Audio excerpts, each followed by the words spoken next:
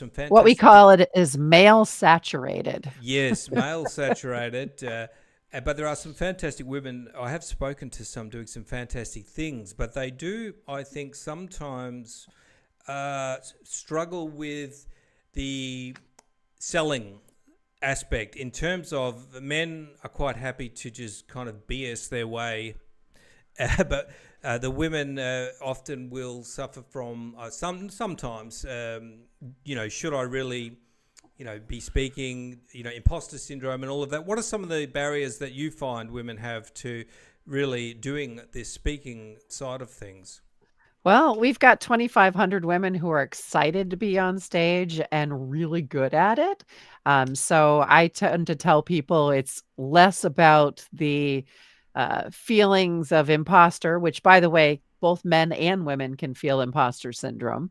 But I think a lot of it is due to systemic issues. So women are more likely to work for smaller companies, women are more likely to work part time, and women are more likely to still be responsible for kids in home, things that make them unable to travel, and a lot of speaking engagements are going to require you to be out of the office for a few days. It's hard to be out of the office for 3 days to speak at a conference if you maybe only work 3 days. Or maybe it's a little hard to be the morning keynote when you have to put little Johnny on the bus at 8 a.m. And your company might be smaller and it might not have the resources to backfill for you or to send you to conferences and events, because half of all conference managers don't pay anybody to actually speak. So you have to fund your own way. It's harder to get coverage for that type of thing. So I think it's more the systemic reason why we see fewer women on stage at these conferences and events. The last data that came out was in the 2019 range. And at that point, about 2/3 of all conference speakers were men. Yes, well, perhaps the systemic reasons are a big part of why I guess men put themselves forward a lot more. They're likely to perhaps be given the opportunities to speak. But and you talked about half of the speaking events are not paid.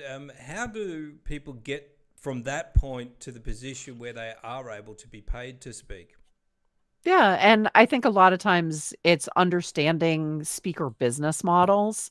So if you are a speaker, only one speaker business model requires the organizers to pay you. A lot of people get on stage and they do different things to compensate for their time. We usually tell people that when you say yes to a speaking opportunity, there are 4 different speaking opportunities. Number 1 is an organizer who's gonna pay you your happy price, and your happy price takes into account the value that you bring to the event, your area of expertise, and what it takes to actually present at that event. Another opportunity is an audition for people who could potentially pay your happy price. The third one is you get something else of value, whether it is video and professional photos, or you're standing on a prestige stage that you can leverage into something else. And then, kind of the fourth opportunity is you're getting something else out of it. We have speakers who are like, I will go and speak at that event that is being held at that resort. Absolutely.